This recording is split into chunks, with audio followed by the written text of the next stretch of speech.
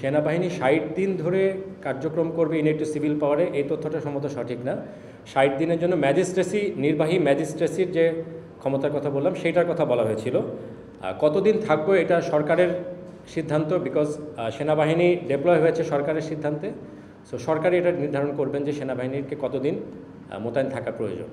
পুলিশের কাছে যে অপরাধের যে ডাটা থাকে, এটা নিয়ে আমরা একটা কম্পারেটিভ স্টাডিও করেছি এবং সেই স্টাডি অনুযায়ী বর্তমানে মানে সেনাবাহিনী মোতায়েন হওয়ার পরে অথবা ম্যাজিস্ট্রেসি পাওয়ার ক্ষমতা পাওয়ার পরের যে স্ট্যাটিস্টিক্স, সেটাতে আগের তুলনায় অপরাধের সংখ্যা কমেছে, নথিভুক্ত রেকর্ডের সংখ্যা কমেছে। তার মানে পরিস্থিতির অবনতি হয়নি। হ্যাঁ, আমাদের হয়তো এক্সপেকটেশন অনুযায়ী উন্নতি হয়নি, এটা অনেকে বলতে পারেন, এবং সেইটা যাতে হয় এখানে আরও অনেকগুলো ফ্যাক্টর আছে। পুলিশ বাহিনী ধীরে ধীরে তাদের কার্যক্ষমতা ফেরত পাচ্ছেন। সো এইগুলো হলে ইনশাল্লাহ, এবং আমাদের সেনাবাহিনী এবং অন্যান্য গোয়েন্দা সংস্থা সকলকে সম্পৃক্ত করে আমাদের প্রচেষ্টা অব্যাহত আছে এবং আমরা আশা করছি ভবিষ্যতে সিচুয়েশন আরও ভালো হবে।